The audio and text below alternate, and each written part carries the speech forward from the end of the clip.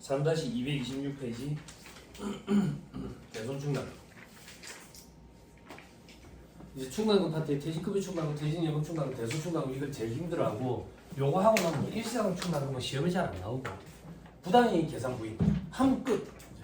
거기서. 자, 대손충당금에서 정리해야 될 두 가지 주체가 되어 있죠. 대손금. 회수 불능된 채권을 대손 처리한 경우에 송금 인정 여부의 판단이 되어 있죠. 그죠? 세법에 열거된 사유를 충족한 경우에만 송금 인정하고 그 외에는 송금 물산이 간다. 자, 이건 무슨 말이냐면 대손 처리를 하는 거야. 대손 처리를 한다는 얘기는 우리가 물건을 외상으로 팔았는데 못 받게 된 거지. 못 받게 됐어요. 그러면 법인세법상 못 받게 된 돈에 대해서 경비 처리라도 하도록 해준다고. 그게 대손 처리지. 대손 처리. 됐죠? 여러분들 회계에서는 어떻게 하지? 추정을 해가지고 차변의 대손상업비, 대변의 대손충당금 해놔놓고 나중에 실질적으로 채권이 돈을 못 받게 됐을 때 채권과 대손충당금을 상계 처리하면서 떨어내버리지. 그지? 다시 법인세법에서는 대손 처리를 어떻게 하는데 법인세법에 대손 사유가 정해져 있어. 그 사유를 충족해야지만 대손 처리를 할 수가 있다고. 만약에 그 사유를 충족을 못했는데 대손 처리를 했다. 그러면 송금물산 위험한 거야. 인정이 안 되는 거야. 됐어요? 그럼 여기서 조금만 더. 우리 부가가치세법 할 때 대손세액공제 파트 공부했거든. 대손세액공제 파트에서 부가가치세법도 부가세 매출세 미수금 못 받은 거에 그거에 대해서 대손 처리를 할 수 있는데 대손 처리를 하려면 세법에 나와 있는 대손 사유를 충족해야 된다라는 표현이 있었다고. 그럼 그 세법에 나와 있는 대손 사유는 뭔데? 법인세법, 소득세법상 대손 규정을 준용한다 이렇게 돼 있었다고. 그 사유를 이제 배우는 거야. 그 부가가치세법 할 때는 써머리에 그냥 뭐 간략히 소멸시 완성 이 정도만 봤다고 우리가. 이제 자세하게 본다 이거야. 이 대손 사유가 신고조정 사유와 결산조정 사유로 나뉘어 있어. 신고조정 사유는 말 그대로 신고조정 사항처럼 그 사유가 발생한 사업연도 무조건 대손 처리를 해야 돼. 그때 대손 처리 안 하고 다음 연도로 넘어가면 어떻게 하는데요? 작년 걸 돌아가서 경정 청구를 해야 된다고. 근데 만약에 결산조정 사유래. 그러면 결산조정 사항처럼 그 사유가 발생한 사업연도에 대손 처리를 해도 되고 못했으면 다음 연도에 결산세 계상하면 인정을 받는 거예요. 다시 대신에 작년으로 돌아가가지고 경정 청구 이런 건 안 되는 거지. 됐어요? 네. 그럼 시험에 뭐가 나오는데 결산조정 사유인지 신고조정 사유인지 이 구분을 할 줄 알아야 돼. 암기가 좀 필요하다고. 자, 그 다음 동그라미 2번 두 번째 주제 대손충당금. 기말의 회수불능이라고 예상되는 채권에 대해서 대손충당금을 설정한 경우에 송금 인정 여부의 판단. 한도 내에서만 인정하고 한도 초과해서 송금물산. 대손충당금을 설정을 할 때 한도가 정해져 있다 그 얘기야 세법에서는. 그래서 한도 내에서만 송금을 인정하고 한도를 초과한 건 송금물산입니까? 한도에 미달하면 그런 세무조정 이런 건 없는 거야. 결산조정 사항이라고. 됐어요? 됐죠? 자, 또 한번 확인하고 봅시다. 저 앞에 결산조정 사항 3-21페이지.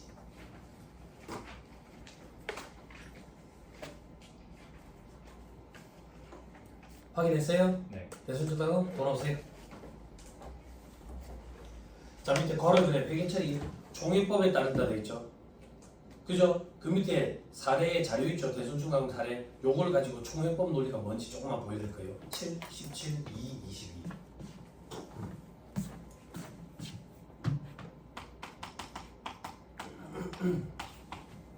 칠판.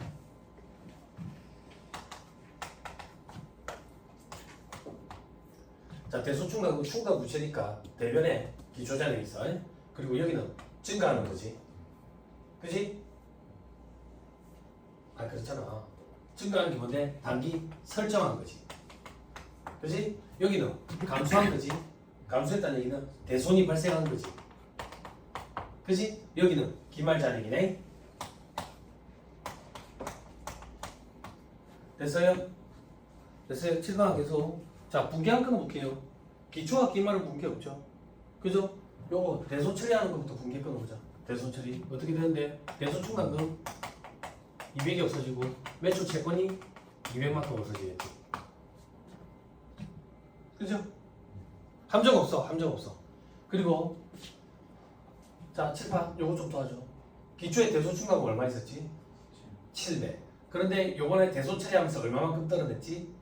그럼 대소충가금 잔액이 얼마 남아있지? 500. 그런데 대소충가금을 2200을 쌓고 싶은 거야. 그럼 추가로 얼마를 쌓아야 돼? 1700. 이 2200 쌓고 싶은 금액은 어떻게 책정을 했는데 회계 시간에 기말 채권자회법 혹은 연령분석법에 의해 가지고 잡았겠지. 그래서 우리는 추가로 1700만 원만큼 보충법에 의해서 보충해서 추가로 쌓는다고. 어떻게? 대손상각비 1700 대손충가금 1700 함정 없어. 여러분들 회계 시간에 배운 보충법이라고.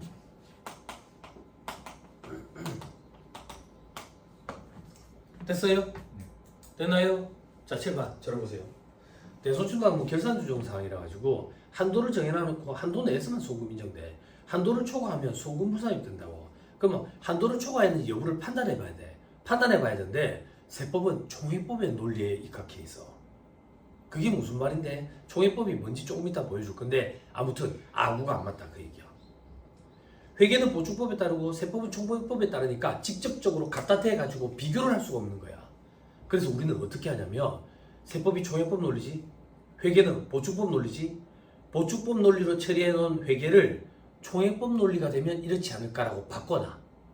그래가지고 세법이랑 비교해본다고. 자, 다시 7번. 지금 세법을 하는 게 아니라 보충법에 의한 회계 처리를 총회법으로 한번 바꿔본다고. 세법이 이렇다는 얘기가 아니라. 그렇지? 그러면 총회법으로 바꾸면 어떻게 하는데 일단 대손 처리를 해. 대손 200만 원만큼 대손 처리를 해.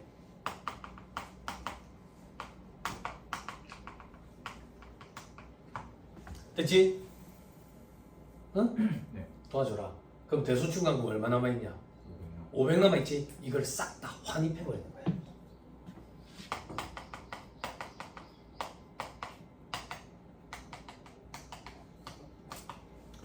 이게 종합법 논리라고.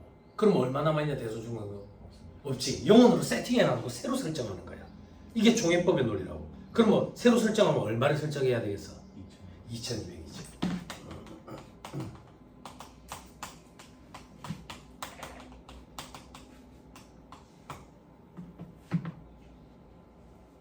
됐어요? 네. 지금 한 게 뭔데? 세법? 아니 세법을 한 게 아니라 보충법 논리에 의해서 분계 끄는 걸 총회법 논리로 지금 바꿔놔 본 거야. 여기까지 됐어요? 네. 됐나요? 네. 자, 여기 이제 가정이 주어져요. 어떤 가정이 주어지는데 작년에 우리 회사가 대손충가금을 700만큼 쌓았거든. 작년 기말에 한도가 600이었던 거야. 100만 원만큼 한도 초과된 게 있는 거야. 그럼 작년에 아마 분명히 이런 세무조정이 있었을 거라고. 소금부산이 대손충가금 한도 초과 100만 원 유보 이런 세무조정이 있었을 거야. 응? 그리고 작년에 대손충가금 700을 쌓았지만 세법상 한도는 600이었을 거라고. 여기까지 됐어요? 네. 됐어요? 자, 세법상 분계라는 건 존재하지 않아. 존재하지 않지만 세법상 분계라는 게 존재한다고 가정하면 이렇지 않을까? 세무조정을 원활하게 하기 위해서 갖다 대본다고. 이제 세법이야. 자, 대손충가금 200, 대손 사유 충족해서 채권의 유효만큼 상대 처리했다. 됐지? 세법은 원래 종합법 논리라고. 이제 충가금 남아있는 걸 환입해야 되네. 세법상 충가금은 얼마 남아있냐? 400. 400밖에 안 남아있지. 그지?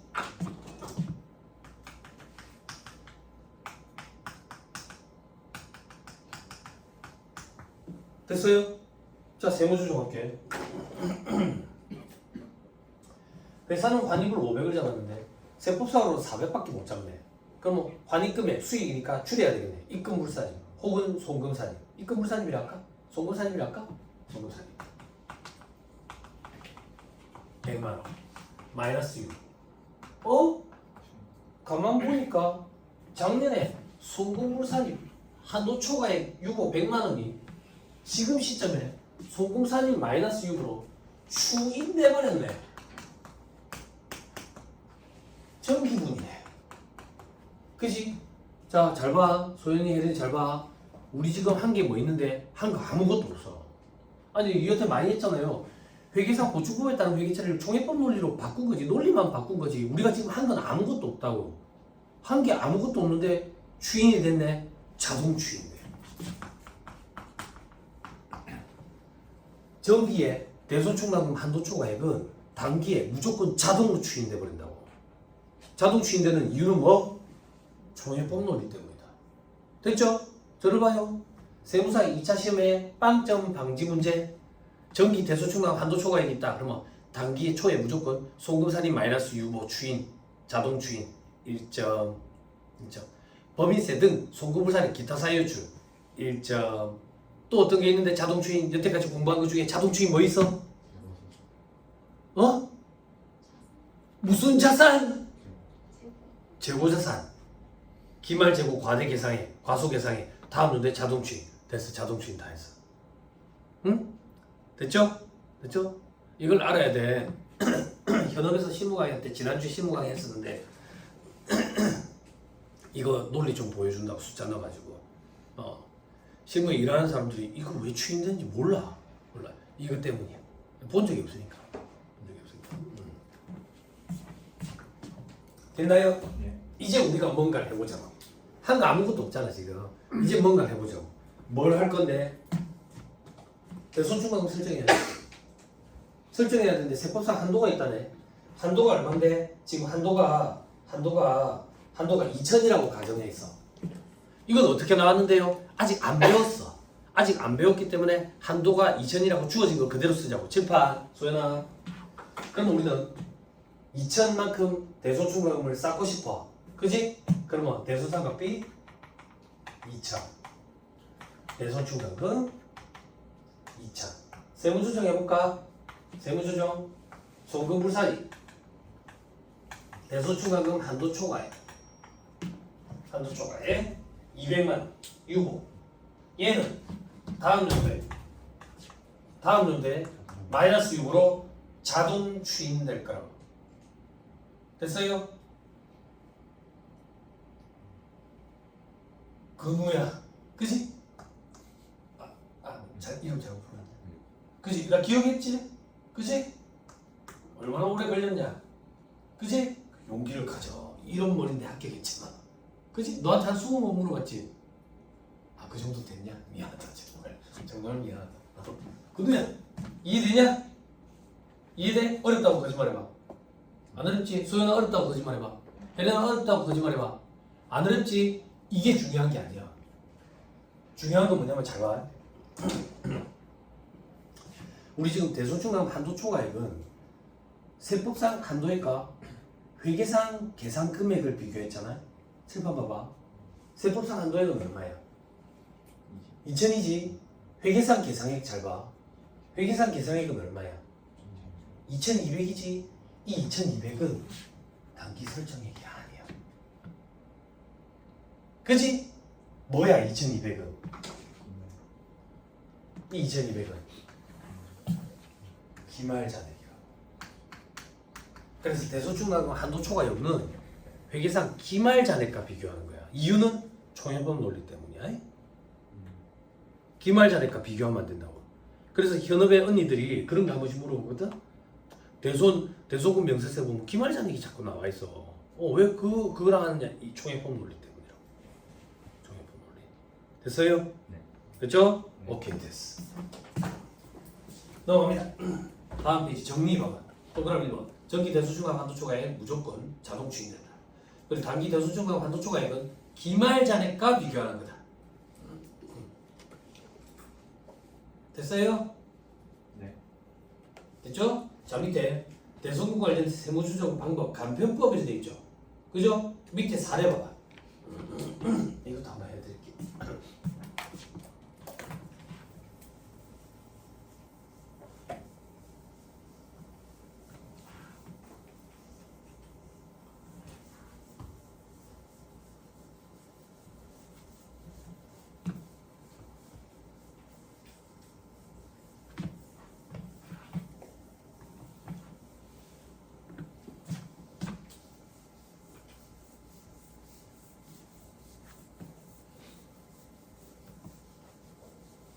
우리 연락을 안 했나? 세상이 발칵 뒤집혔지. 나 그날 하루 종일 뉴스 보고 있었는데, 응? 그지? 아니 나는 미국이 우리나라보다 모든 면에 있어서 조금 앞서 있다라고 생각을 했는데 어떻게 여론조사 기관에서 그렇게 조사가 엉터리로 이루어졌을까? 아주 엉터리로. 그지? 근데 소름 돋지 않았어? 여론조사 기관에서 전부 다 상대편 후보가 될 거라고 했는데도 불구하고 일론 머스크가 갑자기 나와가지고 그지? 엄청나지?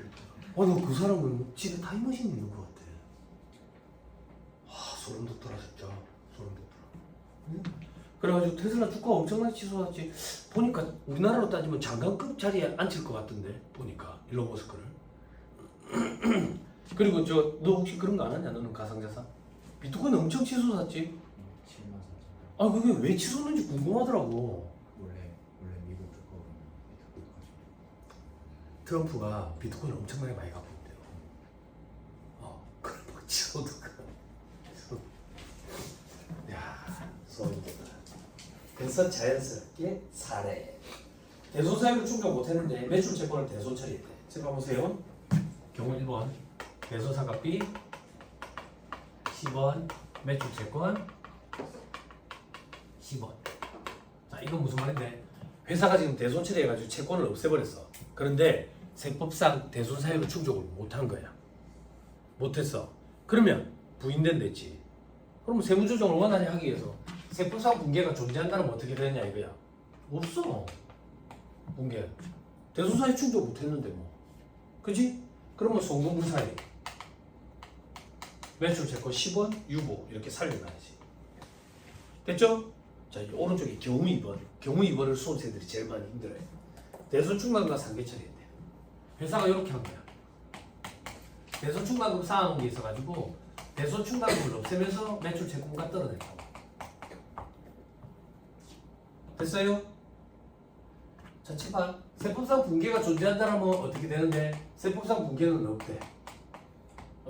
대손사유 충족 못했으니까. 그럼 수험생들이 멘붕이 오는 거야. 왜? 채권을 줄이면 안 되니까 살려놔야 되네. 입금 산입해야 되네. 대손 충당금을 줄이면 안 되고 살려놔야 되네. 송금 산입해야 되네. 입금 산입, 송금 산입 미치는 거지. 왜 미치는데? 세법상 붕괴가 개념상 붕괴가 존재해. 개념상 붕괴가 어떻게 존재하는데? 회사가 대손 충당금을 없애버렸네. 그런데 세법상 대손 사유 규정을 충족을 못 시켰대. 못 시켰는데 대손 충당금을 없애버리면 환입한 걸로 가정해버려. 세법상으로 환입한 걸로 가정해버린다고. 그럼 어떻게 되는데? 입금 산입 유보율이 나와. 그럼 송금불산이나 입금 산입이다. 똑같이. 그지? 구분할 필요 없지. 같지. 그럼 앞으로 어떻게 하면 되냐? 이 책의 저자가 여러분들 위해서 이렇게 얘기하잖아. 회사가 대손 사유를 충족 못했는데도 불구하고 대손 처리를 했대. 대손 처리를 할 때 차변에 대손상각비라는 비용으로 잡든 아니면 대손 충당금이라는 충당금 상계 처리를 하든 상관없이 전부 다 송금불산의 유보인데 수험생들이 이것 때문에 헷갈려하니까 그냥 요걸 대송금 이렇게 생각을 해. 그럼 대송금 부인되니까 송금불산 유보. 이것도 대송금 이렇게 생각을 해. 대손 처리하면 부인되니까 송금불산 유보. 이렇게 하면 편하다라는 게 위에 정리에 있는 내용이에요. 요걸 수험생들이 힘들어했어. 붕괴가 있다는 걸. 됐어. 넘어가면 다음 페이지. 정기에 대손 처리한 채권을 단기에 회수한대. 그럼 정기에 대손 사유 충족했었으면 송금으로 인정됐겠지. 그걸 환입하면 입금으로 인정되지.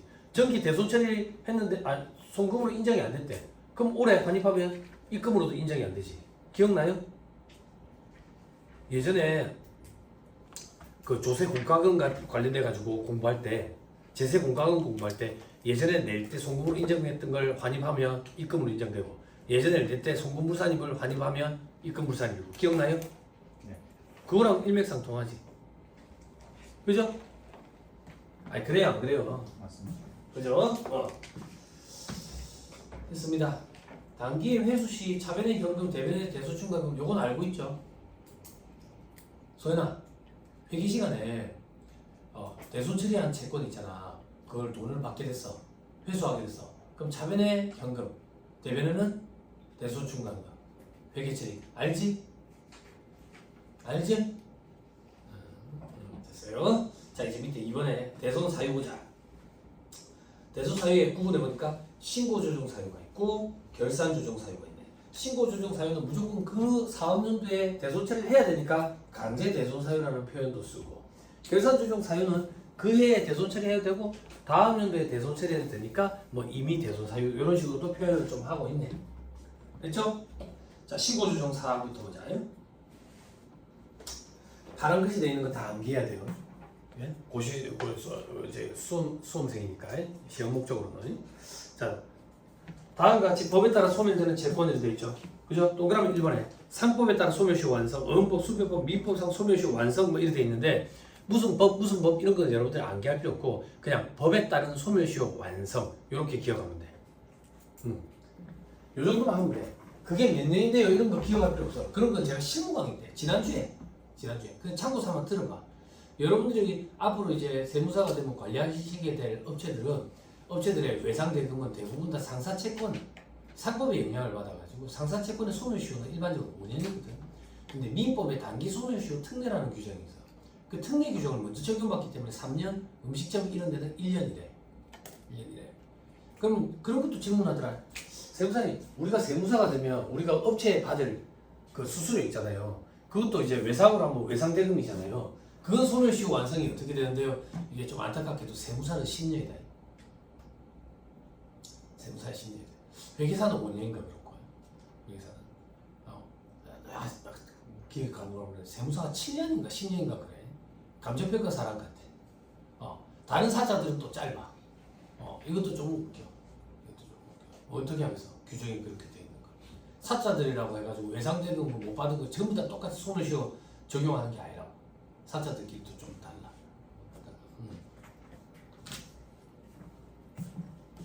사자라고 해서 다 전문 과학 및 기술 서비스업에 해당해가지고 창업 중소기업 세액감면 받을 수 있는 게 아니라고. 계란 소리 했다. 2차 시험 준비할 때 창업 중소기업 세액감면 이런 거에 대해서 좀 알게 될 거예요. 아무튼 그렇다. 소멸시효 완성. 시험에는 소멸시효 완성 이렇게 나오니까 걱정할 필요 없다. 동그라미 2번. 회생계획 인가결정 법원의 면책 결정에 따라 가지고 회수불능 채권이 됐대. 법원에서도 회수불능됐다라고 얘기한대. 그러면 이제 이거는 강제신고 조정 사항이다. 됐죠? 그다음 동그라미 3번에 뭐 어쩌고 법 돼 있죠. 이런 법은 암기하는 거 아니야. 그냥 신용회복 지원 협약에 따라 면책으로 확정됐대. 아무튼 법에 따라 가지고 면책 확정이 됐대. 이런 것들도 신고 조정 사유다. 동그라미 4번에 법에 따라 재무적 재산에 대한 경매가 취소된 압류채권. 이건 어떤 거냐면 이 채무자가 돈을 안 갚으니까 이 사람 재산을 압류해가지고 경매에 붙여가지고 그걸 나눠 붙여야 될 거 아니야. 근데 법원에서 가만 보니까 이 사람 재산이 얼마나 없냐면 이 재산을 경매에 붙이잖아. 그럼 경매 절차에 들어가는 돈도 많이 들 거 아니야. 그 돈도 안 될 것 같아. 재산이 적어서.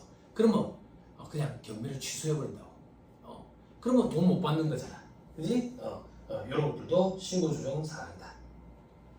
자, 그 다음 이제 결산 조정 사항에는 어떤 것들이 있는지 보자.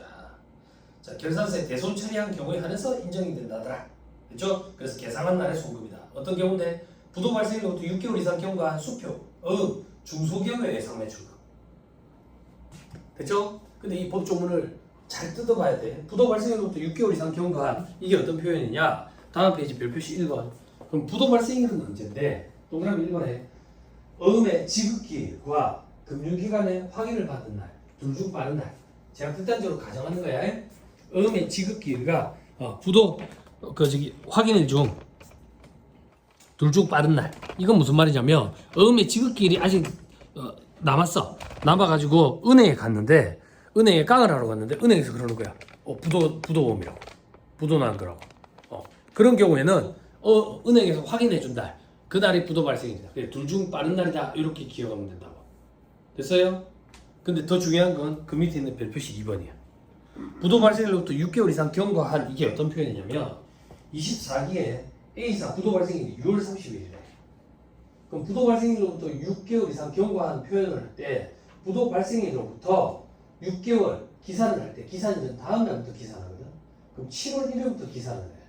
12월 31일은 7월 1일부터 부도 발생일 6월 30일부터 6개월이 되는 날이지 경과한 날은 아니야.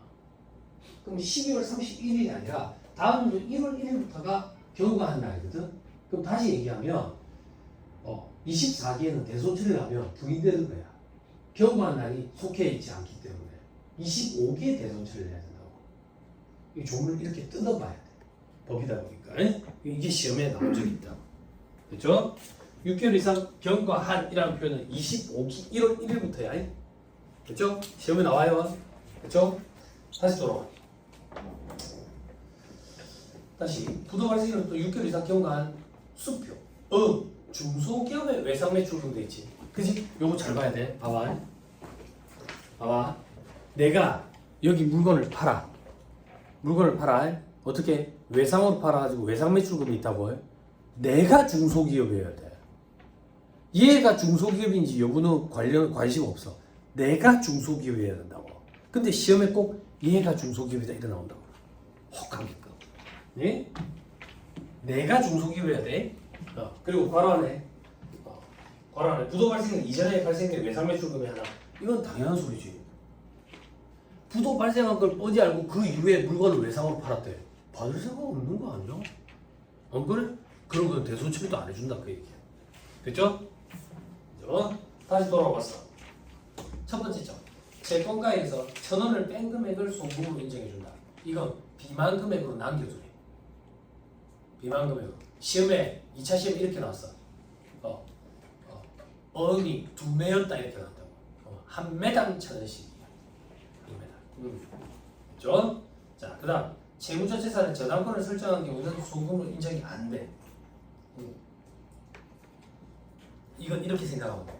야, 너희가 저당권을 설정해놨다고? 그러면 법적으로 그 저당권부터 그 권리부터 한번 너희가 실행을 해봐. 그래, 그 권리를 실행을 해서 받을 수 있는 만큼 일단 받아내고 그리고도 못 받은 게 있으면 그때 대손 처리해줄게 그 얘기야. 그래서 저당권이 설정되어 있는 자산은 안 돼. 됐죠? 오케이, 됐어요. 자, 그 다음 동그라미 2번.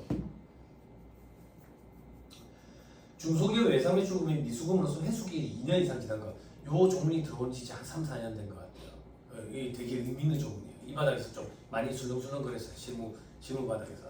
아무튼 여러분들 그런 것까지는 아실 필요는 없고, 중소기업 외상 매출금 미수금으로서 회수기일이 2년 이상 지난 것.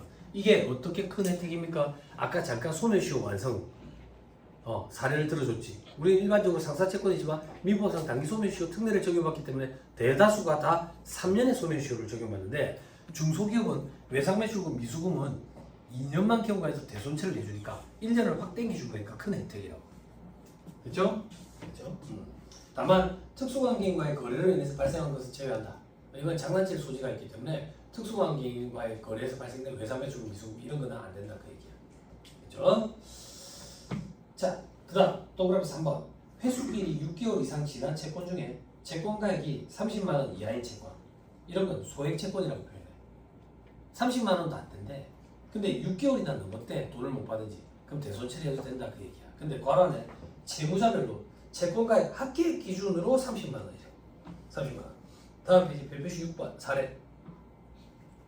회수기일이 6개월 이상 지난 A 거래처에 대한 채권이 35만 원이 있는데 1월 10일 25만 원, 6월 1일 10만 원, 요런 걸 대손 처리해야 돼. 대손 처리. 그럼 한 개 거래처에 30만 원까지만 되거든. 30만 원이 넘었잖아. 그지? 그럼 5만 원만 부인되는 게 아니라 전체가 다 부인되는 거야. 됐어요? 됐나요? 1차 시험에 이렇게까지 나온 적은 없는데 2차 시험에 모의고사예요. 모하고 모의고사예요. 이런 걸 내고 그랬던 기억이 있어요. 다시 돌아오세요. 그다음에 동그라미 4번. 동그라미 4번. 감독기관에 대손 인정한 채권에 있는 파란 글씨 없죠? 암기까지는 필요 없고 다음 페이지 동그라미 5번. 시험이 잘 나와요. 파산, 강제집행, 형해집행, 사업의 폐지, 사망, 실종, 행방불명. 이게 실무적으로는 조금 의미가 있어요. 어떤 의미가 있냐면 사망, 실종, 행방불명 했다고 해서 대손 처리가 되는 게 아니에요. 대손 처리를 하려면 그 다음 멘트로 인하여 회수할 수 없어야 돼. 그러니까 이 사람이 형해집행, 강제집행으로 깜빵에 갔대. 깜빵에 갔다고 해서 내가 이 사람한테 받을 돈을 대손 처리할 수 있는 게 아니라 깜빵에 가서 이 사람이 내한테 돈을 줄 수 없는 형편이다 라는 걸 입증을 해야 대손 처리를 할 수 있어요. 그럼 결론적으로 다시 얘기하면 그 사람이 돈이 없다라는 걸 내가 입증을 해야 되는데 이걸 입증할 수 있는 방법이 없어요. 그래서 현업에서 이런 것 때문에 좀 애를 먹어요. 신용평가 기관을 통해 가지고 이 사람이 신용을 평가했다. 이게 대법원 판례에 오면 이 사람이 무재산이라는 걸 입증할 수 있는 자료로 볼 수 없다라는 규정, 그 예규가 있어요. 예, 그것도 이제 인정을 안 해주는 거죠. 이 사람이 재산이 있는지 없는지, 이 사람이 뭐 어디 산에 가지고 땅을 파가지고 묻어놨는지 그걸 내가 알 방법이 없어요. 그래서 현실적으로 실무에서는 소멸시효 완성 때까지 좀 기다리는 게 일반적이에요. 근데 소멸시효 완성 때까지 그냥 넉넉히 기다리고 있으면 채권의 이미 포기액으로 봐가지고 접대비로 처리되는 거예요. 네, 그런 것들이 현업에서 일어나는 일들이에요. 근데 우리 시험에서 그렇게까지는 등장 안 하니까 너무 스트레스 받지 말고 나중에 그거 다 합격하고 나서 실무 강의 때 돌아와가지고 좀 보충하면 돼. 지난주인가 지지난주에 그 실무 강의 하는데 학원에 제자가 왔더라고. 여기서 합격한 애가 와가지고 듣고 있더라고. 오랜만에 보니까 좋더라고. 기억이 안 나더라고. 학원에 원장님이 얘기해줘가지고 알았어. 오랜만에 보니 좋긴 한다. 근데 이제 뭐라 그래야 되지? 무한 경쟁 시대에 이제 경쟁이 뛰어들어가지고 먹고 살기 힘드니까 고시생 때보다 얼굴이 더 어둡다. 마음이 좀 안 좋긴 한데 잘 될 거예요. 자, 그다음 동그라미 6번. 재판상의 화해 등 확정 판결과 같은 효력을 가지는 것으로서 화해 또는 화해 공고 결정. 이거 화해 시킨다 그랬죠? 그죠? 돈 받을 게 있을 때, 그죠? 1,000만 원 있는데 니 꼭 1,000만 원 다 받아야 되겠나? 700만 원만 받으면 안 되겠나? 니는 700만 원 못 주겠나? 이렇게 화해 시키면 1,000만 원 받을 돈이 700만 원으로 줄어드니까 300만 원에 대해서는 대손 처리를 할 수 있다 그 얘기예요. 됐죠? 자, 그다음 동그라미 치고는 뭐 시험에 나온 적은 없는 것 같은데 뭐 한국무역보험공사로부터 회수 불능으로 확인됐대. 뭐 그런 표현이 있구나. 이건 의미 있지는 않습니다. 됐죠? 이 정도 보시면 됩니다. 다음 괄호 2번. 대소금, 송금 사입 대상 채권도 있죠. 그죠? 자, 이렇게 기억하면 돼요. 대소금, 송금 사입 대상 채권. 법인세법상 대소금, 송금 사입 대상 채권에는 첫째 줄 끝에 별다른 제한이 없다 이렇게 기억하면 돼요. 별다른 제한이 없다는 얘기는 돈 받을 게 있으면 돈 받을 게 있는데 그게 떼이면 대손 처리를 할 수 있다 이렇게 기억하면 돼요. 소득세법이랑 좀 달라. 별다른 제한이 없다. 다만 다음 거는 안 된다. 동그라미 1번. 채무 보증으로 인해서 발생한 구상채권도 있죠. 그죠? 자, 요게 요거예요. 보증채무 대위 면제로 인한 구상채권. 역시 아무도 안 쓰는구만. 바람직해. 왜 안 썼어? 소연이 왜 안 썼어? 이거 어디서 들어봤지? 그지? 뭐야? 들어가서 안 썼던 거 아니야? 어디서 들어갔는지 빨리 페이지 찾아줘. 여기 형님들한테 가르쳐 줄게. 어디서 봤니? 형님 찾아줘요. 이 직장인 형님 힘들다. 피곤하시죠? 주말에 올라니까. 빨리 어디서 봤니? 보증채무 대위변제로인한 구상채권 어디서 봤니? 어디서 봤어? 아이가 안 되고.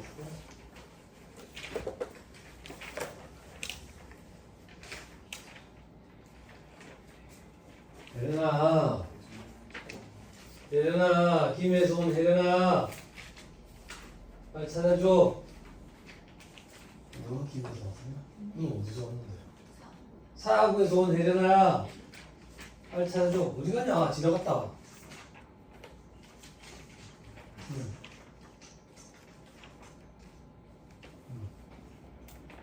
페이지를 펴줬는데 못 찾고 있다. 몇 페이지냐? 3-116페이지. 3-116페이지 빨리 펴. 뭐야? 왜 없어? 여기 안 했어? 여기 왜 없어? 3-116페이지 펴. 뭐야? 너희 둘만 표시가 돼 있어. 오빠 맞아요. 오빠 책에 돼 있잖아. 맨 밑에 읽어주라. 채무보증 대위변제로 됐죠? 그거 얘기하는 거예요. 근데 대소불능 채권이라 했잖아 제가. 또 한 개 더 뭐 있어요? 그 밑에. 자, 페이지 돌아와서 빨리 확인하세요. 됐어요? 됐죠? 자, 그 다음 동그라미 2번. 특수관계인에 대한 업무관 가지을것. 이 경우 특수관계인에 대한 판단은 대여 시점을 기준으로 한다 돼 있죠? 그죠? 특수관계가 언제까지 유지돼야 되느냐 이거야. 유지될 필요도 없고 돈을 빌려주는 시점에 특수관계가 있었으면 돼. 그럼 반대로 돈을 빌려줄 때 특수관계가 없었는데 지금 특수관계가 있대. 그건 상관없는 거라. 응? 그죠? 자, 그 다음 하나 더. 동그라미 3번. 대손세액 공제를 받은 부가세 매출세액 미수금. 당연하지. 부가세 매출세액 미수금인데 부가세법상 대손세액 공제를 이미 받았대. 이미 받았는데 대손 처리를 해주면 2번 해주는 거나 마찬가지잖아. 혜택을. 그지? 그래서 안 해준다고. 자, 여러분 보세요.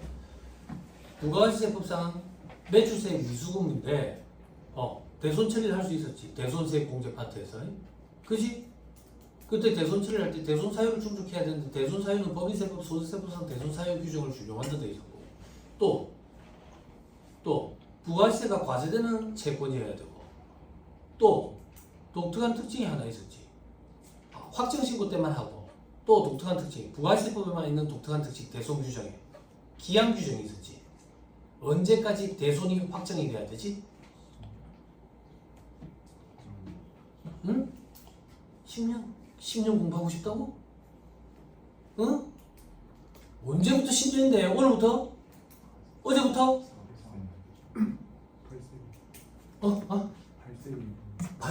발생주의? 정태하게 사람 얘기하지. 발생주의는 빨리. 응? 부가세법에서 제일 중요한 게 뭐야? 공급시기잖아. 공급일로부터 10년이 되는 날이 속하는 과세기간에 대한 확정신고 기한까지. 신고 기한까지 했잖아. 연습해보자. 오늘 몇 월 며칠이냐?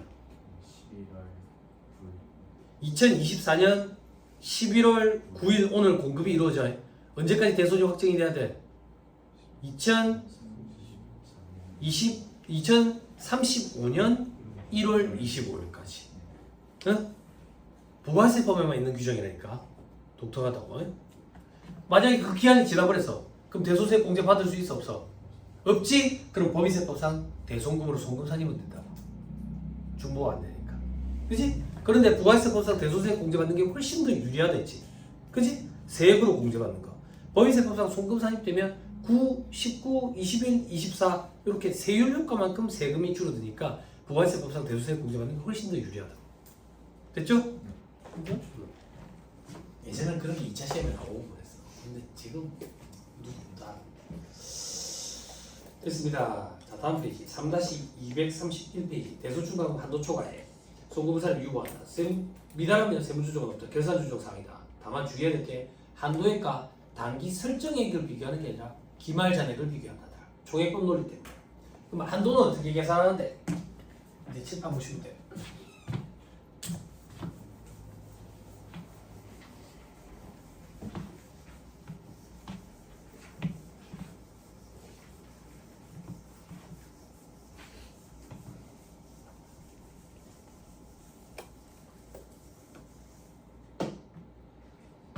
자, 요거부터 하지.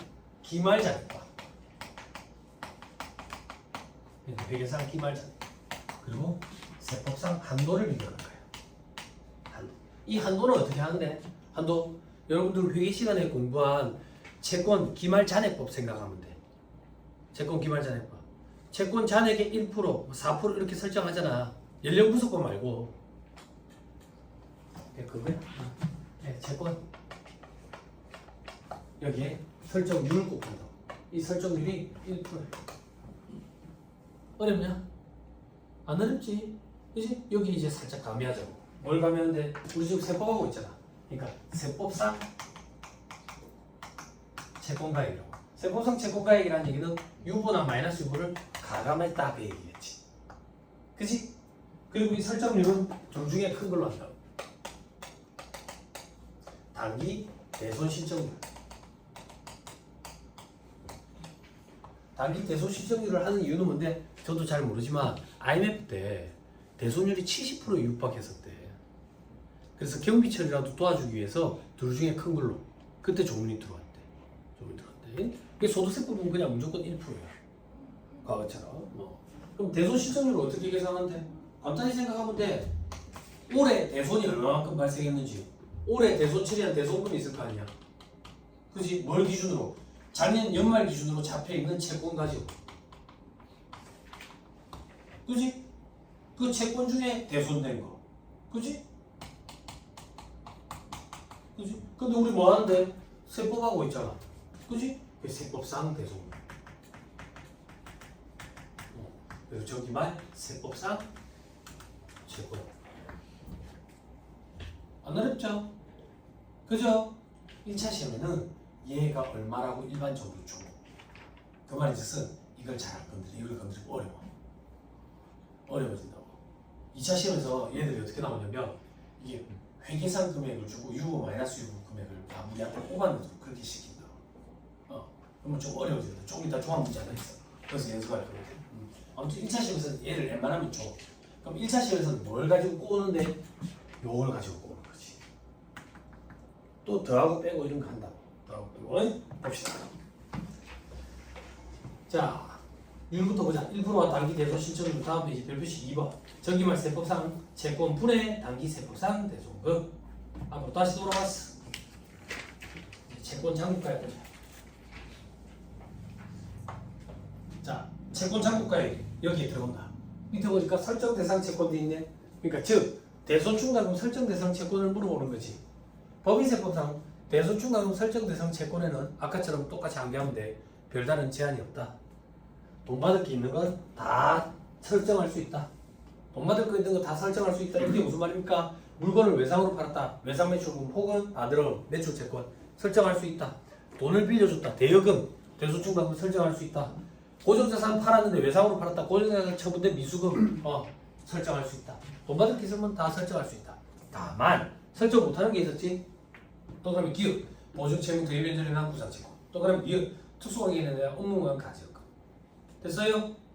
그리고 또 그러면 D것은 뭔데? 매각거래 성격의 할인은 배소 양도 어음의 할인 깡했던 거 기억나죠? 네. 매각거래 성격이면 대변에 채권이 온다고. 대변에 채권이 온다는 얘기는 채권을 팔아치웠다는 얘기지. 그러니까 차변에 매출 채권 처분 소실이 왔잖아. 회계 시간을 공부할 때. 팔아치웠는데 무슨 대소충당금을 설정을 해. 그 얘기야. 됐죠? 자, 그 다음 동그라미 리을. 이게 1차 시험에서는 잘 등장 안 하거든. 잘 등장 안 하는데 잠깐 보자. 상대방 입장에서 부당이익 계산 부인 대상인 시가초과액에 대응하는 나의 채권으로 되어 있죠. 그죠? 별표시 1번 다음 페이지 가봐.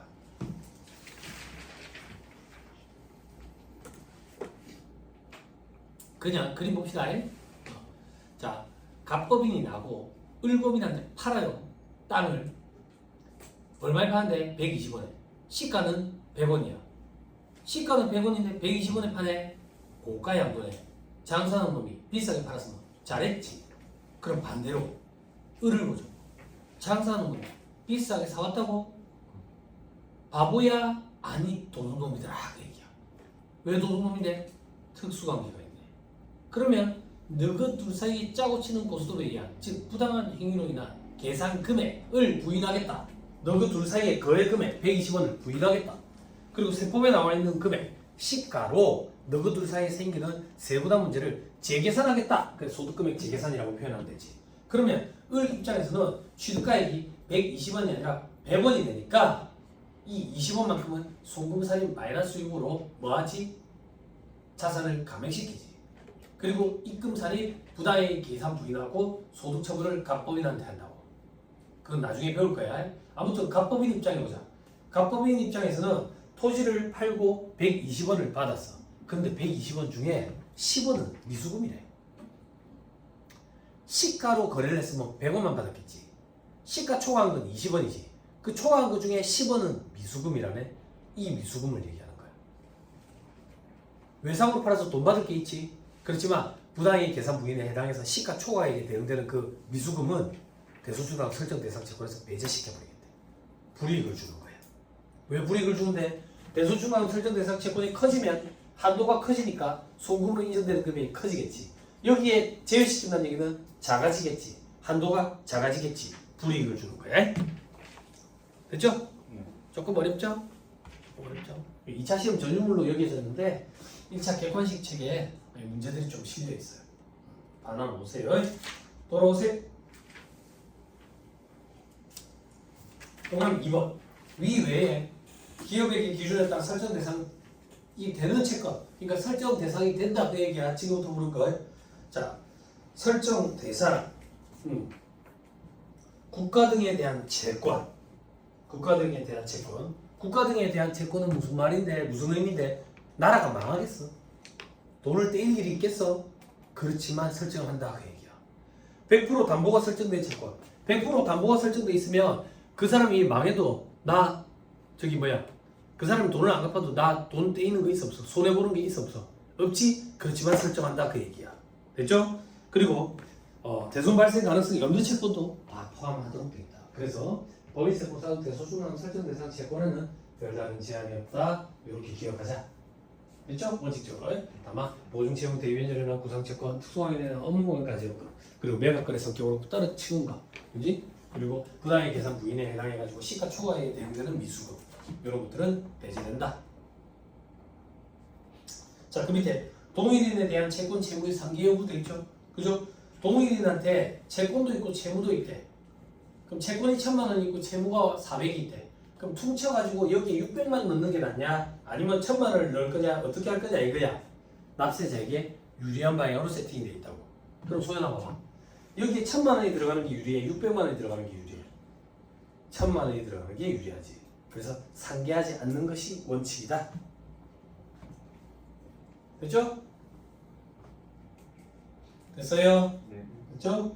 업무물만 가질 거면 상계하는 것이 원칙이었죠. 이거 뭐 할 때 했니? 그렇지. 지급이자 송금을 사용할 때. 업무물만 자산들 지급이자 송금을 사용. 페이지만 빨리 엮고 갑시다. 복습할 거나요? 페이지 빨리 불러주세요.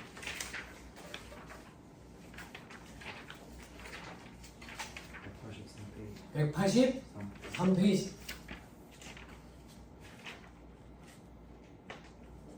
됐죠? 됐죠? 지금 복습할 거 아니에요? 페이지만 딱 엮어놓고 쉬는 시간 보세요. 자, 예외적으로 상계 약정이 있다면 상계할 수도 있고 밑에 세분상 장부가액은 유보나 마이너스를 가감한 거다. 됐죠? 자, 사이즈가 좀 큰 문제가 있습니다. 이 큰 문제가 어디 있는지 얘는 이제 다 본 거거든. 3-233페이지도 있고 3-234페이지도 있는데 기본서에 두 가지 다 봅시다.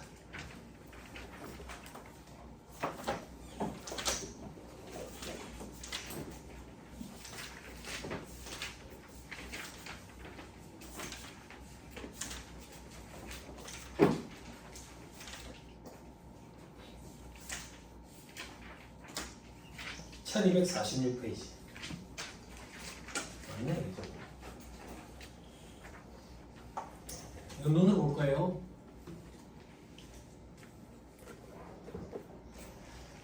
자, 각법이 중소기업이 아니라고 되어 있네요. 대손 사유가 다음과 같을 때 각 사례별로 세무조정을 해보래. 세무조정. 자, 저 사례 가보자. 사례 1번. 각법인이 위 채권을 대수중간과 상계 처리를 했대. 상계 처리. 또는 대수상각비로 처리했대. 그 말인즉슨 대손 처리를 했다는 얘기야. 그지? 사례 2번. 위 채권을 대손 처리를 안 하고 자산에 그대로 달아놨대. 신고조정 사유냐 결산조정 사유냐 그거 구분할 줄 아냐 그 문제예요. 자, 동시에 할 거예요. 사례 1번과 사례 2번 정답을 동시에 볼 거예요. 자, 위로 올라가서 동그라미 1번. 각법인의 채권관리 지침상의 기준에 따라 회수 가능성이 없는 것으로 판단된 매출채권 되지. 자, 이건 무슨 말이냐면 회사 내부에 자기들끼리 회의해가지고 저 업체는 우리한테 돈을 안 줄 것 같다 라고 보고 이거를 처리를 했대. 대손 사유를. 대손 사유가 그거래. 회사 내부적으로 회의를 한 거래. 사례 1번 그걸 대손 처리를 했대. 법인세법상 대손 사유 규정에 해당이 돼? 안 되지. 송금물상 위주고. 사례 2번 기말 자산가액에 포함해가지고 계속 놔뒀대. 잘했네. 손댈 거 없네. 됐죠? 자, 다시 올라가서 동그라미 2번.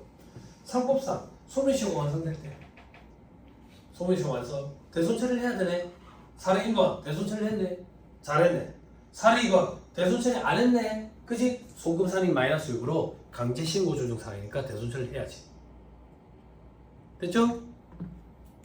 자, 그다음 동그라미 3번 부도를 설명도 6개월 이상 경과한 수표 중소기업의 외상 매출금인데 이네. 그지? 대손 사유 맞지? 사례 1번 대손 처리를 했네. 잘했네. 다만 비만 금액으로 1,000원은 남겨놔야지. 근데 2장이네. 2,000원 송금을 사유 유보. 자, 사례 2번 이거 대손 처리를 안 했네. 대손 처리를 안 했으면 이거는 결산주종 사유니까 상관없네. 됐지? 동그라미 4번 부도발생부터 9개월이 경과된 외상매출금 주의해야 된다고. 내가 중소기업이어야 되는데 중소기업이 아니네 내가. 그럼 대손 처리하면 안 돼. 경우 1번 대손 처리를 했네. 송금사유 유보. 경우 2번 대손 처리를 안 했으니까 손댈 거 없고. 됐죠? 동그라미 5번 파산한 거래처에 대한 외상매출금 되있죠? 그죠?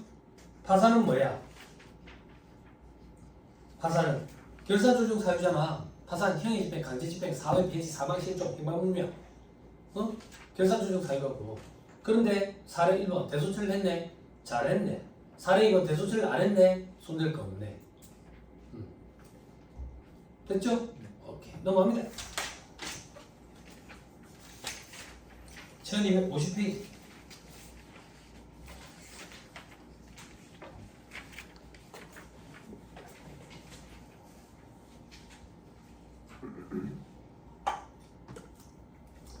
다음 자료를 이용해서 단기 매출액과 대손금 관련 세무조정을 행하고 대손금과 한도액 계산상 설정 대상 채권 잔고가액을 계산하시오. 예, 설정 대상 채권 잔고가액 요것만 한번 계산해봐라. 그 얘기. 요것만. 답법에서 할 거예요. 단기반 재무상태표상 채권은 5,000원이다. 저 밑에 해답에 5,000원으로 시작하는 거예요. 됐죠? 근데 과라면 이 중에 400원은 특수하게 되는 업무만 가지고 배제시켜야지. 빼야지. 이번에 회사는 단기의 외상 매출액 300을 차기 매출액으로 처리했대. 세무조정해야지. 입금사는 유보로. 올해 매출액이잖아. 그지? 그리고 회계상 외상 매출금액 지금 5,000원에 이 300원이 안 들어가 있지. 집어넣어야지. 됐죠? 자, 그 다음에 3번에 단기 중 대손 사유를 충족하지 못한 매출 채권 200원의 대손 발생액을 다음과 같이 처리했대. 어떻게? 채권을 없애버렸네. 근데 대손 사유 충족을 못 했대. 그럼 세무조정, 송금 사유 유보 하고 기말 세포상 채권 가액에 200원을 넣어줘야지. 다시 살려놔야지. 됐지? 자, 그리고 4번에 자, 회사가 정기에 대손 처리를 했는데 대손 요건을 충족 못했대. 그럼 정기에 송금사유 유보했겠지? 그지? 그게 100원이 있대. 그럼 봐봐. 정기에 송금사유 유보한 그 100원은 회계상 처리는 안 돼 있거든.